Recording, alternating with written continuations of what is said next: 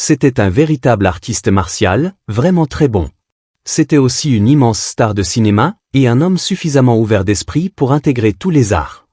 Salut à tous. Bienvenue sur Mémoire Vivante. Vous venez d'entendre la voix du commentateur de l'UFC et podcasteur Joe Rogan, un homme qui a passé des décennies à analyser le combat sous toutes ses formes.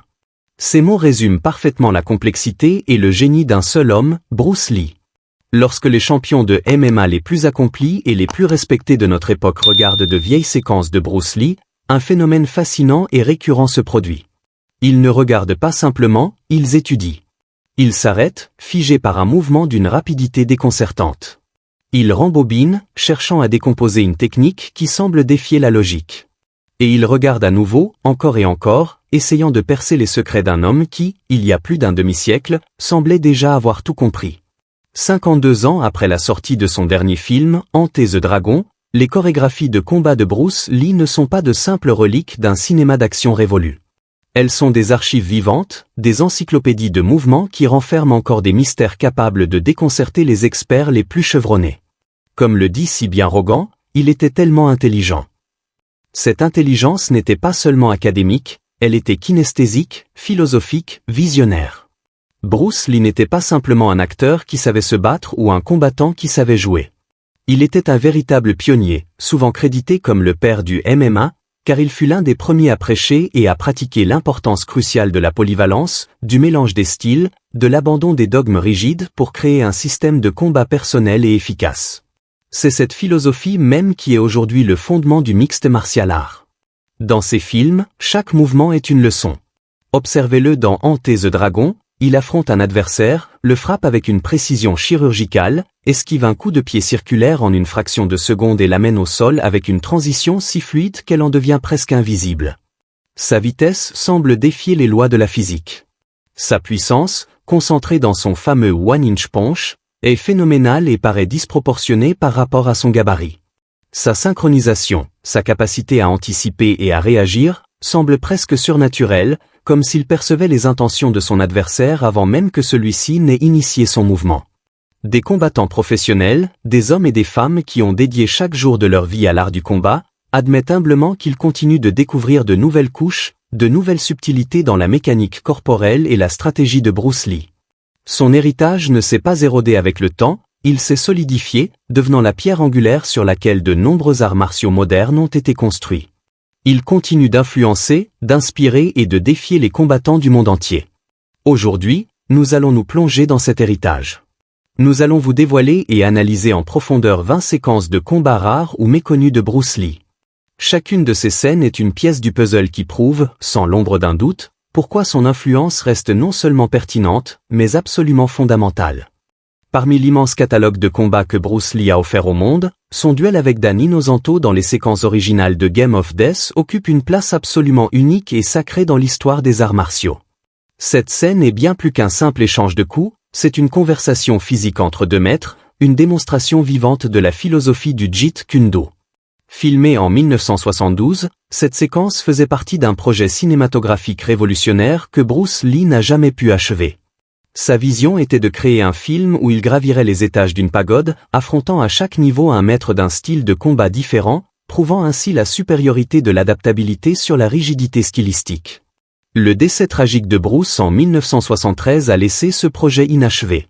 Ce que le public a vu en 1978 sous le titre Game of Death n'était qu'un montage maladroit, utilisant des doublures et quelques minutes des séquences originales.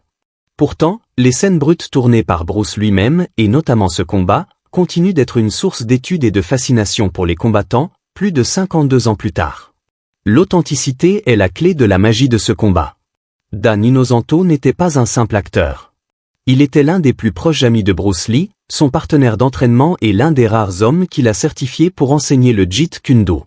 Inosanto est lui-même une légende des arts martiaux, un maître reconnu en eskrima, kali et arni, les arts martiaux philippins basés sur le maniement des armes.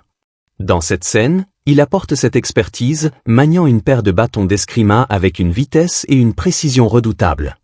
Face à lui, Bruce Lee, armé de son emblématique nunchaku, ne se contente pas d'exécuter une chorégraphie.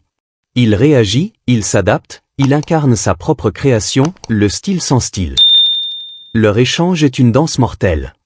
On y voit la structure codifiée et les angles d'attaque précis de l'escrima philippin se heurter à la fluidité imprévisible et à l'approche de style libre de Bruce.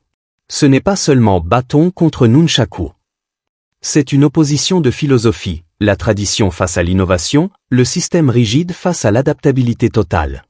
Les combattants de MMA d'aujourd'hui y voient une préfiguration de ce qu'ils font dans l'octogone, analyser le style d'un adversaire pour en exploiter les failles. La production elle-même témoigne de l'attention aux détails. Pour garantir à la fois l'impact visuel et la sécurité, la production alternait entre de véritables nunchaku en bois pour les gros plans et des versions en mousse pour les répétitions et les échanges à pleine vitesse. Ce souci du réalisme, combiné au talent brut des deux hommes, crée une scène qui transcende le cinéma.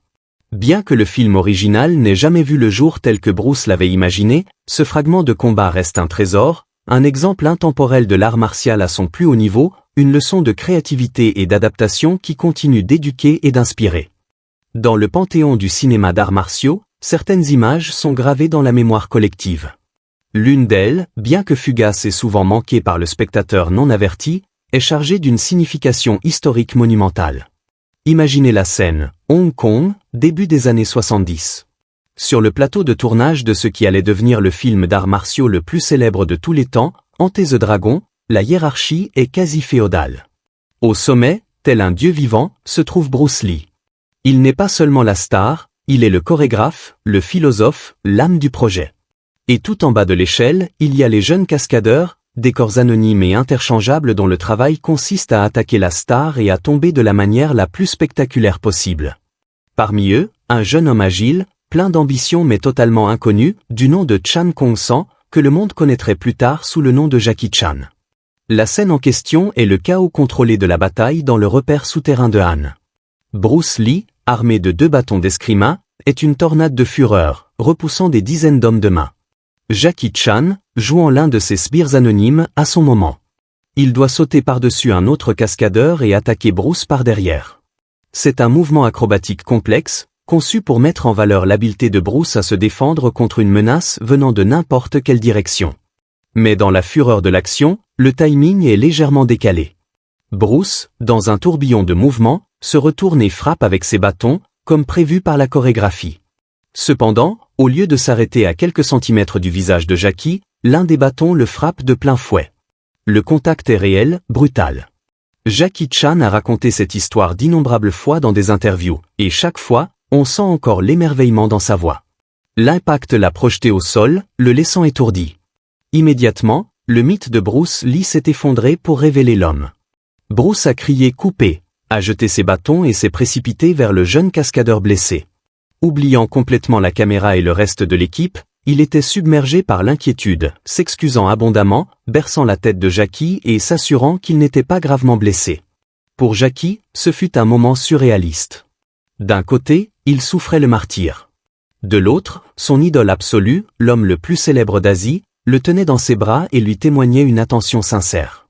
Jackie a admis avoir exagéré sa douleur, gardant les yeux fermés un peu plus longtemps que nécessaire, simplement pour prolonger ce moment. Cette attention ne s'est pas arrêtée là. Pour le reste de la journée de tournage, Bruce a gardé Jackie à ses côtés, s'assurant qu'il se sentait bien et le présentant à d'autres membres de l'équipe comme un cascadeur prometteur. Pour un jeune homme habitué à être traité comme de la chair à canon cinématographique, cette marque de respect venant de son héros fut un moment de validation suprême. Pourquoi ce moment est-il si crucial ? Parce que, sans que personne ne le sache à l'époque, c'était un passage de flambeau symbolique. C'est la seule et unique fois où ces deux géants, qui allaient définir le cinéma d'arts martiaux pour 2 générations successives, ont partagé l'écran dans une scène de combat. Bruce Lee était le révolutionnaire, le combattant philosophe qui a apporté une gravité et une intensité brutale au genre. Jackie Chan deviendrait l'innovateur, mélangeant le kung-fu avec l'acrobatie et la comédie burlesque pour créer un style entièrement nouveau. Cet accident révèle également une facette essentielle du caractère de Bruce Lee. Loin de l'image parfois arrogante que certains lui prêtaient, il était un professionnel profondément respectueux de ses collaborateurs, en particulier des cascadeurs dont il connaissait les risques et le manque de reconnaissance. Ce bref affrontement n'est donc pas remarquable pour sa chorégraphie, mais pour son poids historique et humain. C'est un instantané d'une rencontre entre le roi régnant et le prince qui attendait dans l'ombre, un moment qui, pour Jackie Chan, a transformé une journée de douleur en l'un de ses plus précieux souvenirs. Si vous pensez que la taille compte en MMA, cette séquence de combat de Bruce Lee va changer votre vision du monde. Cette affirmation, souvent entendue dans les cercles de sport de combat, trouve sa démonstration la plus spectaculaire dans le duel entre Bruce Lee et Karim Abdul-Jabbar dans Game of Death. Bien plus qu'un simple combat, cette scène est une thèse visuelle sur la philosophie de Bruce Lee. L'intelligence, la technique et l'adaptabilité triomphent toujours de la force brute et des avantages physiques. Remettons-nous dans le contexte. Nous sommes au sommet de la pagode, le dernier niveau que Bruce doit conquérir. Son adversaire est Hakim, un gardien gigantesque interprété par Karim Abdul-Jabbar, le légendaire pivot des Lakers de Los Angeles. La différence de taille est stupéfiante, presque comique. Abdul-Jabbar culmine à 2,18 mètres, 7 pieds 2 pouces, tandis que Bruce Lee mesure environ 1,72 mètres, 5 pieds 8 pouces. C'est un véritable affrontement de David contre Goliath, et c'est l'un des décalages les plus visuellement frappants de toute l'histoire du cinéma d'arts martiaux. Les combattants de MMA font souvent référence à ce combat lorsqu'ils discutent des avantages des catégories de poids. Mais ce que cette séquence démontre est bien plus révolutionnaire. Bruce ne tente pas de rivaliser avec Hakim sur le terrain de la force. Ce serait suicidaire. Au lieu de cela, il met en pratique les principes fondamentaux du Jeet Kune Do. Il est comme l'eau, fluide, insaisissable, mais capable d'éroder la plus dure des roches. Le combat commence avec Bruce utilisant une mobilité constante. Il tourne autour de son adversaire, le forçant à se repositionner constamment. Il utilise des coups de pied bas et rapides pour attaquer les genoux et les tibias d'Hakim, sapant sa base et limitant sa capacité à utiliser sa portée. C'est une stratégie classique pour un combattant plus petit, mais Bruce l'exécute avec une perfection inégalée. L'aspect le plus fascinant de ce combat, et ce que les analystes de MMA étudient encore, est la manière dont Bruce Lee adapte sa stratégie en temps réel. Il analyse les schémas de mouvement de Karim comme un combattant de l'UFC étudiant des cassettes de son prochain adversaire. Il esquive les coups de pied massifs et les longues portées de bras de son adversaire et identifie une faiblesse cruciale, la sensibilité d'Hakim à la lumière. Bruce exploite alors cette vulnérabilité de manière stratégique, brisant les lampes pour plonger la pièce dans une semi-obscurité et désorienter son adversaire. Le moment où Bruce Lee finit par vaincre ce colosse est un pur génie martial. Il ne le fait pas par un coup de chance, mais par l'application méthodique de sa stratégie. Après avoir affaibli et désorienté Hakim, il parvient finalement à l'amener au sol et à appliquer une prise d'étranglement. La vue du géant s'effondrant, vaincu non par la force mais par l'intelligence, reste l'une des images les plus puissantes de la carrière de Lee. Ce combat est une masterclass. Il enseigne que la véritable puissance ne réside pas dans la taille de vos muscles, mais dans la rapidité de votre esprit et votre capacité à vous adapter. C'est un message qui résonne profondément dans le monde du MMA, où des champions comme Anderson Silva ou Demetriou Johnson ont prouvé à maintes reprises que la technique et la stratégie peuvent surmonter n'importe quel désavantage physique. Cette séquence de Game of Death n'est pas seulement un combat de film emblématique, c'est la philosophie de Bruce Lee en action, un témoignage durable de son esprit révolutionnaire. À un moment, un coup de pied, une légende immortalisée. S'il fallait choisir une seule image pour encapsuler la puissance explosive et la grâce mortelle de Bruce Lee, ce serait sans doute le coup de pied volant final de Fist of Fury, connu aussi sous le nom de The Chinese Connection. Aucune autre scène de combat dans sa carrière n'est aussi emblématique, aussi chargée d'émotions et aussi visuellement inoubliable que cette confrontation finale. C'est la distillation parfaite de son personnage à l'écran, un homme poussé à bout, consumé par un désir de justice, qui libère une fureur juste et dévastatrice. La scène se déroule après une bataille brutale. Le personnage de Bruce, Shenzhen, a déjà affronté et vaincu tout un dojo d'adversaires pour venger la mort de son maître. Il est blessé, épuisé, mais sa détermination est intacte. Il se retrouve face à son dernier défi, non pas un seul homme, mais un peloton de policiers et de colons armés de pistolets, bloquant sa seule issue. La caméra se concentre sur son visage. Il sait qu'il n'y a pas d'échappatoire. Il sait que c'est la fin. Mais un homme comme Shenzhen, un homme comme Bruce Lee, se rend-il? Jamais. Au lieu de cela, il prend sa décision. C'est un choix de défi pur. Il ne se battra pas pour survivre, mais pour mourir debout, pour faire une dernière déclaration retentissante. Bruce pousse son cri de guerre, un son perçant qui est devenu sa signature, un cri qui mélange la rage, la douleur et une concentration intense. Ses yeux sont rivés sur ses adversaires. Puis, dans un mouvement explosif et suspendu dans le temps, il s'élance. Il charge en avant, saute dans les airs, son corps entièrement tendu, sa jambe projetée en avant dans un coup de pied parfait, visant avec une précision absolue. Et là, l'image se fige. Ce freeze frame est l'un des moments les plus célèbres de l'histoire du cinéma d'action. Il capture Bruce Lee au sommet de sa puissance athlétique et de son charisme, le transformant en un symbole éternel de résistance et de défi face à une injustice écrasante. Cette image est devenue l'une des photographies d'arts martiaux les plus reproduites de tous les temps, un poster qui a orné les murs de millions de chambres à travers le monde. Ce n'était pas juste un combat, c'était une déclaration.